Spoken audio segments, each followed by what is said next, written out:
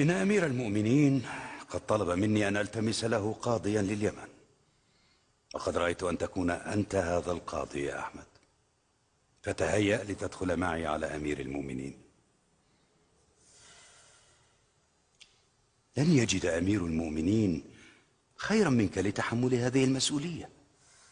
غفر الله لك، إنما جئت لأقتبس منك العلم، وأنت تأمرني أن أرحل عنك لأتولى القضاء.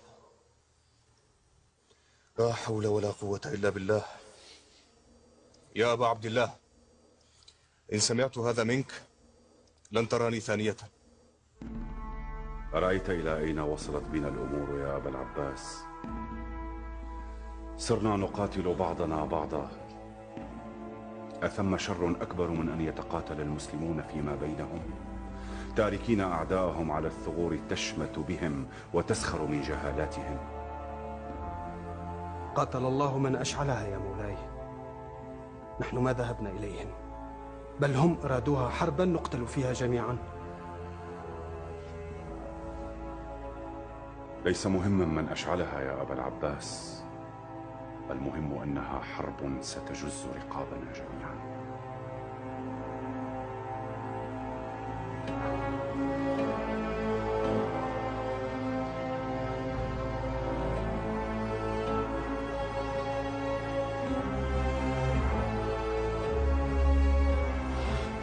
كيف حدث ذلك؟ لا أدري يا مولاي، لا أدري.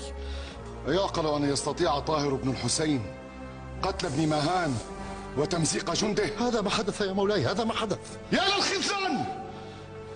4000 مارق ينتصرون على 40,000 من خيرة جنودنا.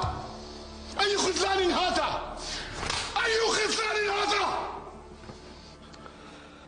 الحمد لله الذي هزم أعداءك ونصر جندك يا أمير المؤمنين، وأراك ما تحب من خادمك وقائد جندك الطاهر بن الحسين.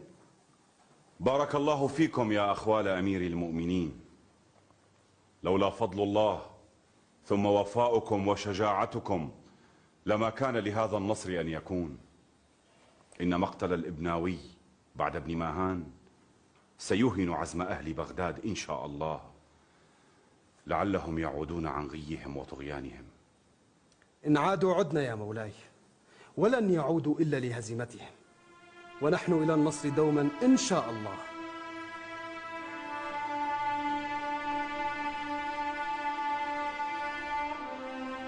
ترى كم قتل من المسلمين في هذه الحرب؟ أهذا ما أردته يا ابن أبي؟ أما كان لك في الوفاء بعهد أبيك لي مندوحة عن كل ذلك؟ غفر الله لك يا أبا موسى وغفر لنا جميعا. لا أكتمك سرا يا حارث، إن الأمور تسير من سيء إلى أسوأ. لقد استولى طاهر بن الحسين على البصرة بعد أن أحكم سيطرته على غيرها من الأمصار، وأخشى أن نراه بعد أسابيع يطوق بغداد. كيف وصلت الأمور إلى هذا السوء؟ ألسنا أكثر منهم عدة وعددا؟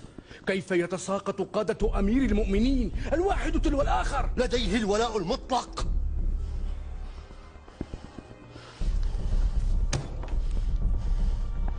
إن جنده مؤمنون حق الإيمان بقضيتهم على الرغم من فسادها. إنهم يعلمون أن معركتهم معنا معركة حياة أو موت. أما جندنا تعسا لجندنا، إنهم لا يهتمون إلا للنقود التي يغدقها عليهم أبو موسى الأمين بدون حساب. تعسا لهم، ألا يعلمون أن هزيمتنا ستجعل المأمون ومن معه أسيادا علينا؟ أي خذلان هذا؟ هم عبث للمال، من يعطي أكثر يشتري الولاء أكثر. وأنت لم ترى الخذلان بعد. غدا عندما يتمكن المأمون ومن معه من رقابنا ستعرف ما هو الخذلان حقا. أيها الإخوة، يجب أن نحرض الناس في بغداد على هذا الظالم. يجب تأليبهم على الأمين حتى نعجل بالخلاص منه. ولكن كيف وهو يشتري المؤيدين بالنقود ويصرف أموالا طائلة لتجنيد الناس كي تقاتل عنه أخاه المأمون؟ أليست تلك أموال المسلمين يبعثرها عدو الله ذاك؟ يقتل المسلمين بأموال المسلمين، إن كل سلاح بيد الجند هو من مال المسلمين، فكيف يقتل المسلمين بأموالهم؟ هذا كلام يجب أن يصل إلى الناس. أيها الإخوة، يجب أن يسقط من قلوب الناس قبل أن يسقط بسيوف أهل خراسان. أفهمتم؟ نعم. أعلم أن أمير المؤمنين لديه ما يشغله، ولكن رأيت من واجبي أن أستأذنك قبل أن أخرج إلى مكة المكرمة. لو أمتعتنا ببقائك يا أبا عبد الله، فوالله رؤيتك تشرح الصدر رغم كثرة الهموم والمواجع. لا أشغل الله بالك يا أمير المؤمنين، إن للأمور أواخر أبدا ما دام لها أوائل، وأن أذنت لي قلت شيئا يجدر بمثلي أن يقوله في ساعة مثل هذا. قل يا أبا عبد الله، إني في شغف لسماع كلامك. حقن دم المسلمين أولى من سفكه يا أمير المؤمنين، وفي الحوار مندوحة بين الناس، فكيف به بين الإخوة من المؤمنين؟ أما بعد فأنت أمير المؤمنين ونجل هارون الرشيد رحمه الله، وخصمك كما تراه الأمير المأمون، فهل غلبت يا مولاي حرمة الدم وصلة الرحم على قعقعة السيوف؟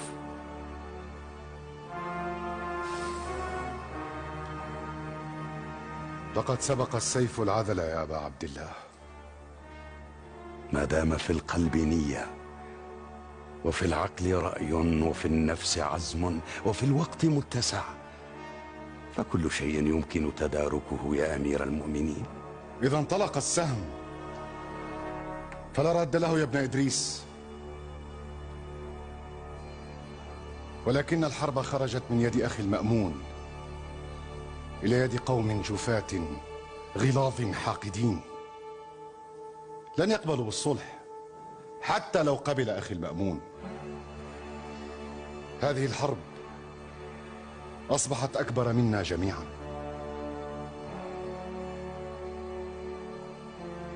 إنا لله وإنا إليه راجعون.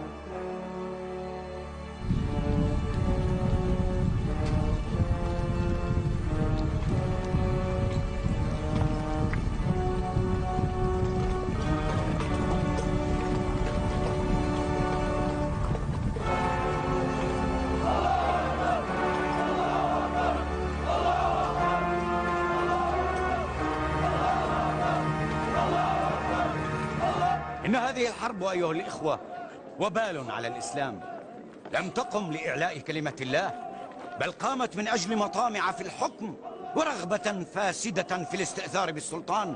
ولكن المأمون هو من بدأ بالشر. أيا يكن يا أخي، إن من يشارك في هذه الحرب آثم، والعاقل هو من لزم داره واعتزل هذا الشر والخوض فيه. أتحرض الناس على ولي الأمر؟ إن لم تخف من الله خف من العسس. إلى متى نحني رؤوسنا أمام رياح الظالمين ونركض خلف الطغاة؟ ها؟ قولوا لي، إلى متى؟ هل يتحمل الأمين أو أخوه وزر خطايانا أمام الله؟ أفيقوا أيها المسلمون، أفيقوا أيها المسلمون، أفيقوا أيها الناس، أفيقوا أفيقوا. إلى متى؟ السلام عليكم ورحمة الله. السلام عليكم ورحمة الله. اللهم اغفر للمؤمنين والمؤمنات والمسلمين والمسلمات، وألف بين قلوبهم، واصلح ذات بينهم، واهدهم سبل السلام، وانصرهم على عدوك وعدوهم يا أرحم الراحمين.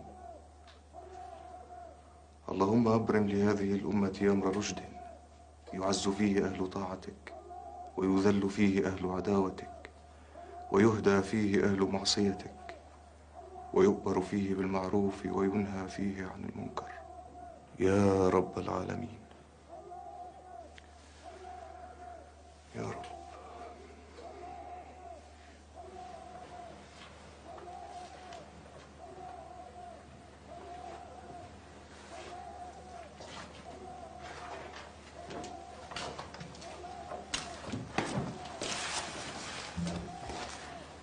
لم تهدأ الأصوات منذ الأمس. أرأيت إلى أين أوصلنا الخلاف بين الأمين والمأمون حتى طالت صلاة الجماعة؟ الله المستعان. ومن يجرؤ الآن على الخروج من بيته بعد أن فقدت بغداد الأمن والأمان؟ أي بلاء حل بك يا بغداد؟ أجل، أي بلاء حل بك يا بغداد. يبدو أن الشطار والعيارين قد وجدوا الفرصة سانحة أمامهم، فلم يدعوا شيئا إلا وأخذوه، ولم يتركوا حراما إلا وانتهكوه. ما كان أغنى المسلمين عن ذلك لو أن أبناء الرشيد رضوا بما أنزل الله على رسوله وغلبوا المصلحة العامة على الخاصة. ولكن لا حول ولا قوة إلا بالله، إن من يدفع الثمن الآن قوم لا ناقة لهم ولا جمل في هذه الحرب. اللهم احقن دماء المسلمين واكفنا شر الفتن ما ظهر منها وما بطن، واجمع كلمتهم على سواء، واحفظ لنا الحرمات وكف عنا الكربات. اللهم آمين. آمين.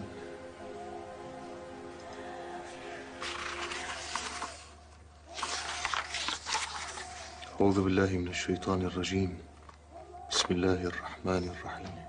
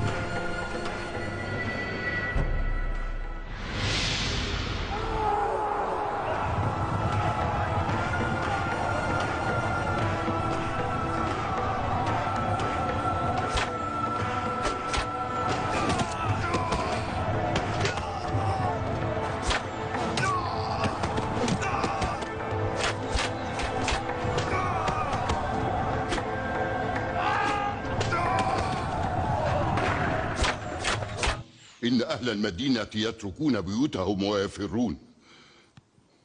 إلى أين يفرون؟ إنهم خائفون من جند طاهر بن الحسين من دخول المدينة واستباحتها. فليذهب ابن الحسين إلى الجحيم. أين الجند؟ أين القادة؟ أين الأمراء؟ أين هم؟ لقد فر أكثر جندك إلى طاهر بن الحسين وأخذوا منه الأمان، وهم يقاتلون الآن في صفوف جيشه. سحقا له ولهم.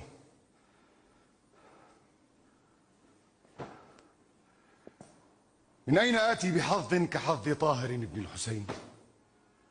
إن جنديا من جنودي يأخذ نفقة أضعاف ما يأخذه طاهر من المأمون، وهم يفرون كالجرذان.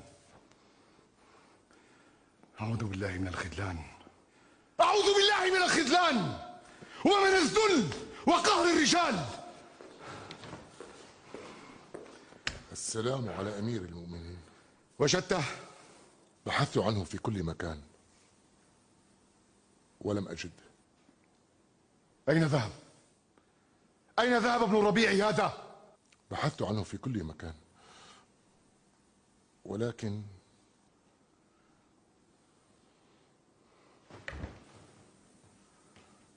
جده لي يا مسرور، فتش عنه في كل مكان، أريده الآن أمامي. السمع والطاعة. السلام على أمير المؤمنين وصحبه. وعليكم السلام. وزيرك الفضل بن الربيع يا مولاي هرب.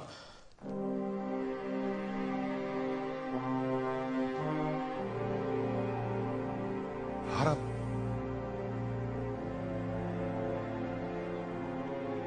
هرب بعد أن زين لي خلع المأمون والبيعة لابني موسى وليا للعهد.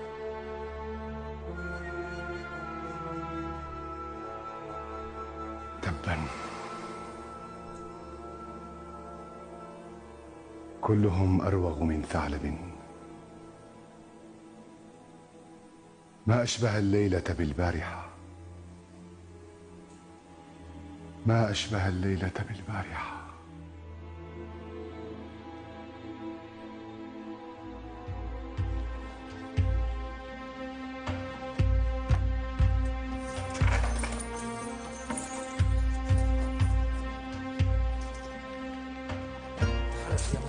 تحركي. ما بك يا رجل؟ إذا كان ابن الربيع قد هرب فما بقاؤنا هنا؟ هيا تحركي.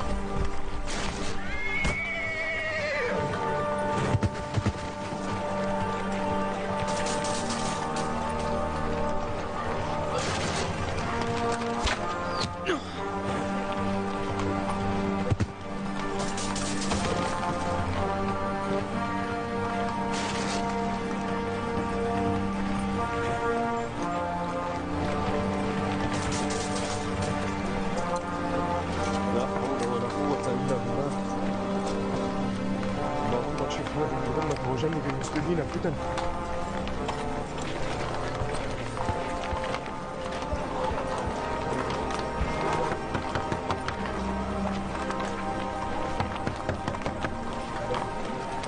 جئت أطمئن عليكم، هل الجميع بخير؟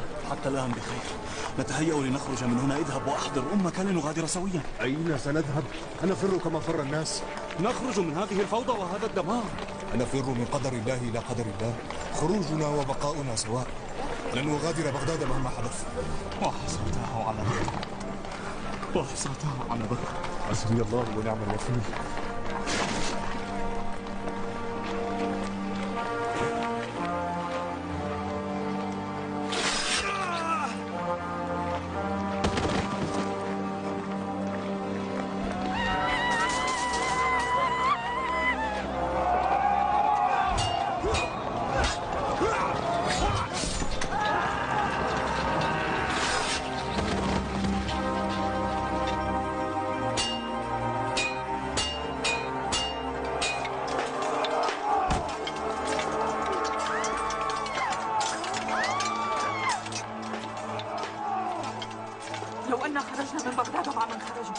يكن أفضل؟ الموت صار في كل مكان يا فوز، وما يوجع قلبي أن القاتل مسلم والمقتول مسلم.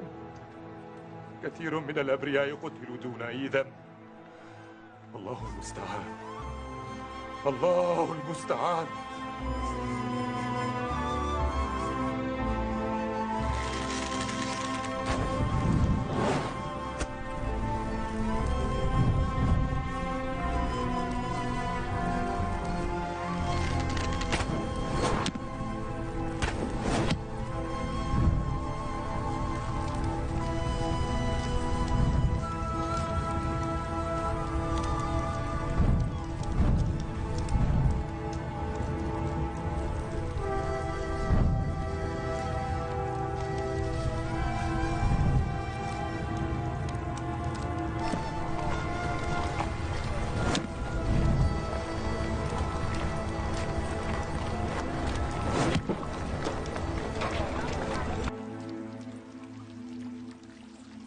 لن يكفوا حتى يجعلوها ركاما فوق رؤوسهم.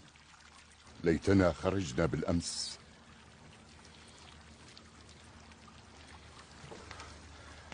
لم تكن الدروب آمنة.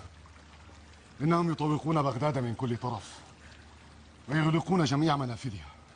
وهل ستنتظر حتى يلقون القبض عليك في قصرك أو يجعلونه ركاما فوق رؤوسنا؟ وما عساي أن أفعل؟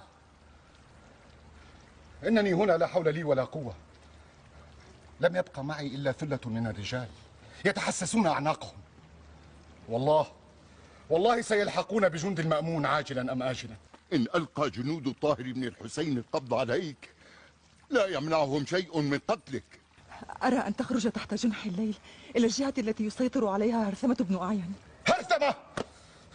هرثمة بن أعين إنه أشد وطأة من الطاهر بن الحسين، فكلاهما يتسابق لإظهار ولائه للمأمون.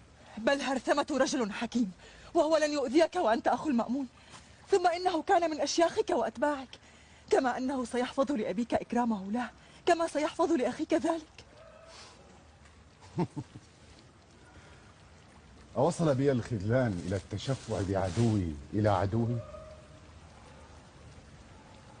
بئست الدنيا وبئس من يحرص عليها.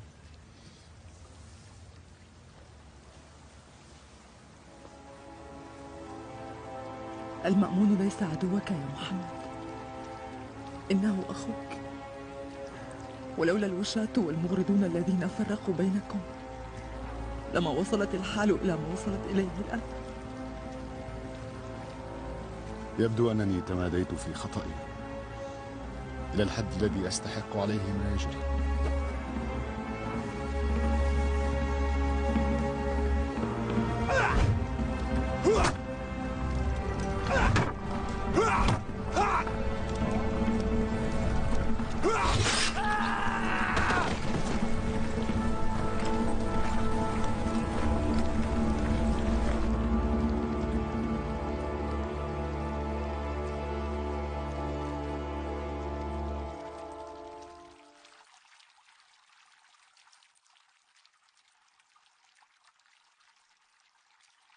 محمد،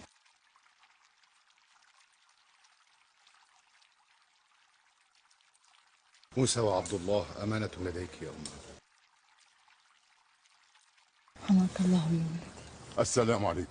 وعليكم السلام ورحمة الله وبركاته. نحن جاهزون للخروج إلى هرثمة يا أبا موسى، إنه ينتظرك على شاطئ دجلة.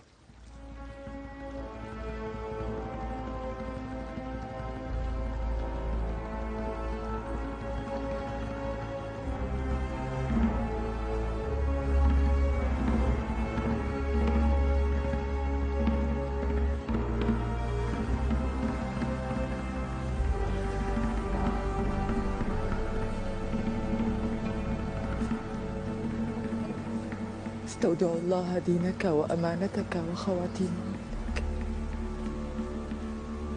حماك الله يا ولد.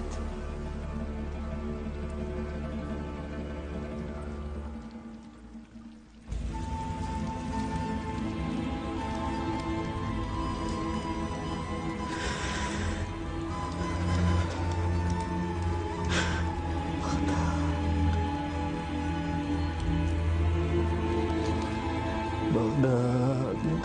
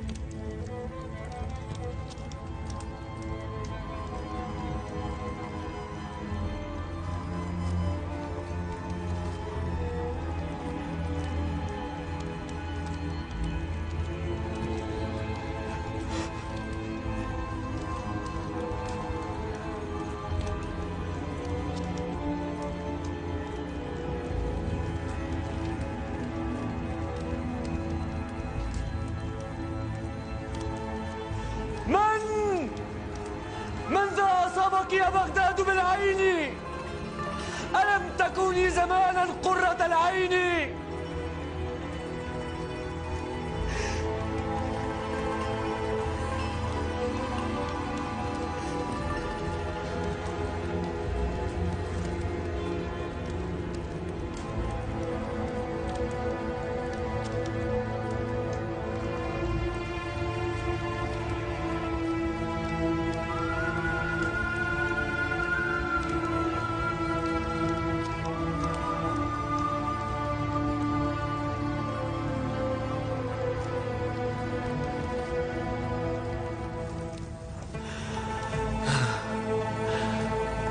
أصابك يا بغداد بالعين؟ ألم تكوني يوما قرة العين؟ من ذا أصابك يا بغداد بالعين؟ ألم تكوني يوما قرة العين؟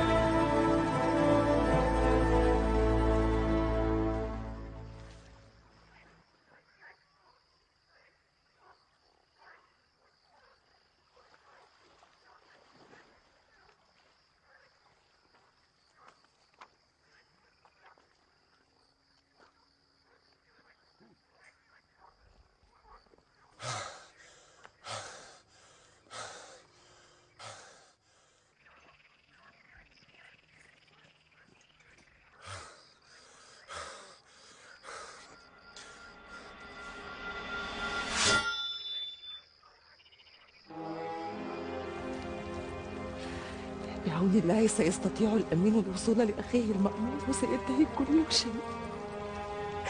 إن على يقين من ذلك. الأخ لا يقتل ابن أبيه. المأمون أعقل من ذلك بكثير. الدين والدم يأبيان ذلك.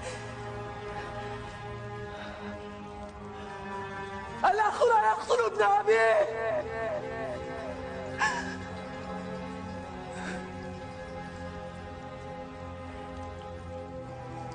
كم جريا في هذا المكان عندما كانوا صغارا، كم تسامرا وتناقشا وربما تشاجرا،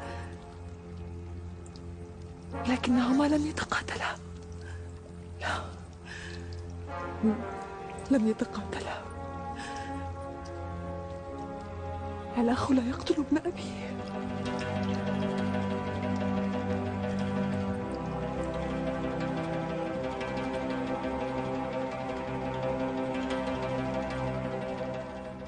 غدا سيلتقي الأمين أمير المؤمنين لولي عهده المأمون سينتهي كل شيء. نعم، أنا على يقين من ذلك. فالأخ لا يقتل ابن أبيه، فالأخ لا يقتل ابن أبيه. نعم. أيها الإخوة، هذه نهاية الطاغية. الحمد لله، الحمد لله الذي أراحنا من فرعون آخر. نرجو أن يتم الله الأمور على خير وتجري كما نظن ونحسب. لم يبق له شيء في بغداد يا أبا معن. هرب جنده ووزراؤه، وقد هرب هو أيضا. في الحروب تكثر الأقاويل وتنتشر الشائعات، ولن أصدق حتى أرى بعيني. سترى بعينيك يا بدر ما يسرك. الحمد لله الذي أخلف صبرنا نصرا وضيقنا فرجا. أيها الإخوة، ظهر الحق وزهق الباطل. قريبا ستكتحل عيونكم برؤية أمير المؤمنين المأمون، حماه الله وحفظه من كل شر. النصر لأمير المؤمنين المأمون. النصر لأمير المؤمنين.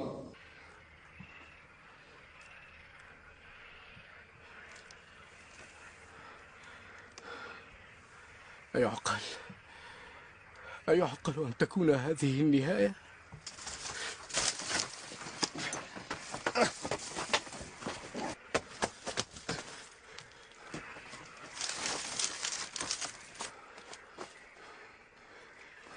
مولاي أمير المؤمنين، كيف أمسك بك هؤلاء الأوغاد؟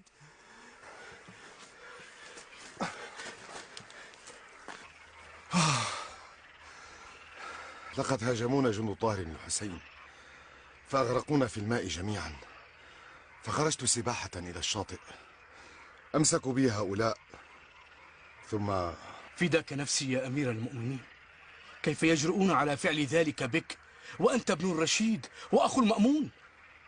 الوجوه التي رأيتها لا تعرف إلا الدم والمال، ولا تحسب حسابا حتى للمأمون ذاته، فإن حقدهم هو الذي يسيرهم، لا طاعة المأمون. لن يجرؤوا على الإساءة إليك، إنهم أهون من ذلك. أتظن ذلك أيها الحاج؟ أنا على يقين من ذلك يا مولاي. غاية ما في الأمر أنهم سيرسلونك إلى الأمير المأمون، تتفقان على صيغة تفاهم فيما بينكم. أعلم أني أخطأت، ولكن خطأ المأمون كان أفدح، فهو لم يعي ما فعله. أسلمنا أنفسنا إلى هؤلاء الحاقدين حتى نال كل منا جزاء ما فعله. نحن فعلنا هذا، نحن أيها الحاج.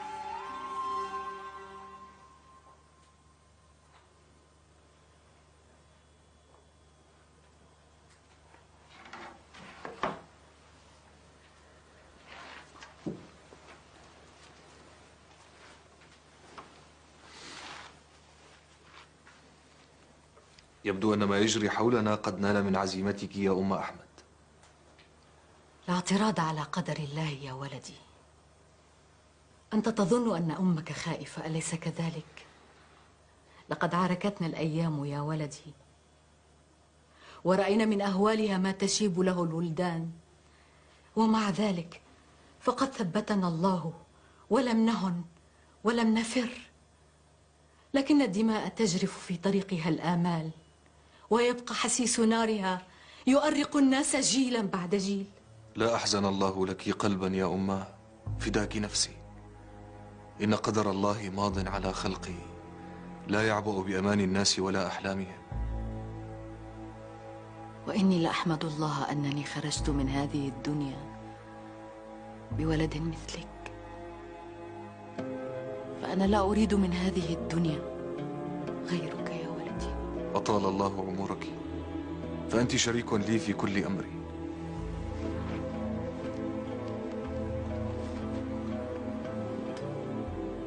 وليتني أستطيع أن أقدم لك ولو جزءا صغيرا مما قدمته لي. يكفي أن أراك أمامي ولدا ورجلا وشيخا يملأ الآفاق علما ونورا.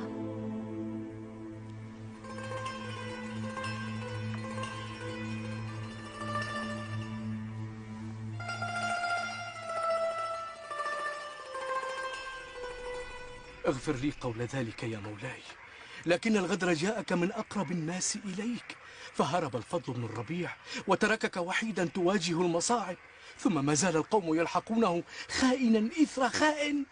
لا تقل إلا خيرا عن رجالي يا حارث، فما ظننت بهم إلا الخير، والطعن بولائهم طعن بمن استعملهم. أتقول فيهم ذلك رغم غدرهم يا مولاي؟ الآن ليس أوان اللوم يا حارث. قل لي أنت، كيف انتهى بك الحال هنا؟ قبضوا علي وكادوا يفتكون بي، ولكني افتديت نفسي منهم بالمال.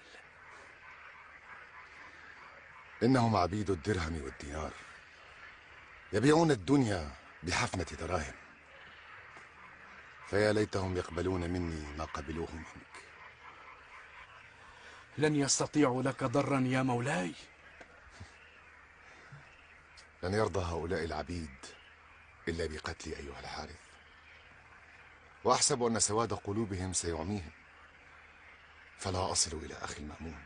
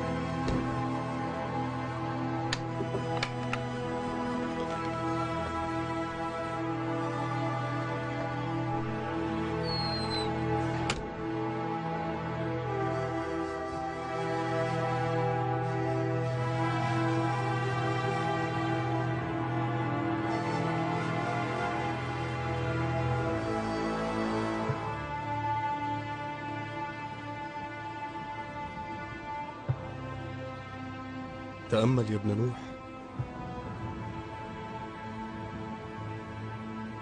إلى هذه الحفرة نسير جميعا، السيد والخادم على السواء. ما زلت تفتقدها يا أبا عبد الله؟ لا يفارقني طيفها يا ابن نوح. كانت رحمها الله عالمي كله، لم تكن أمي فقط، بل كانت أهلي جميعا. تغمدها الله برحمته. رحمها الله يا ابن حنبل، رحمها الله.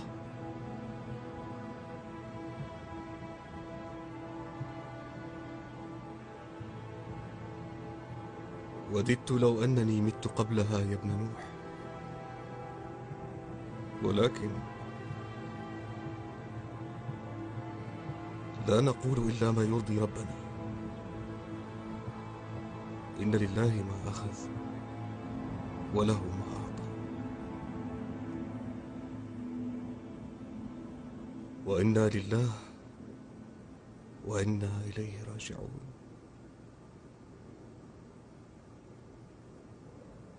هون عليك يا ابن حنبل، فمن عاش مات، ومن مات فات، وكل ما هو آت آت، وإنك ميت وإنهم ميتون. ونعم بالله. كدت تنسني ما جئت من أجله يا أحمد. خيرا إن شاء الله. كل الخير بإذن الله يا صاحبي. أرسلني صحبك من علماء بغداد وفقهائها للبحث عنك، يريدون أن يباركوا لك في مولودك الجديد، بارك الله لك فيه. بارك الله فيك وفيهم. ألا نذهب يا ابن حنبل؟ فالقوم ينتظرونك.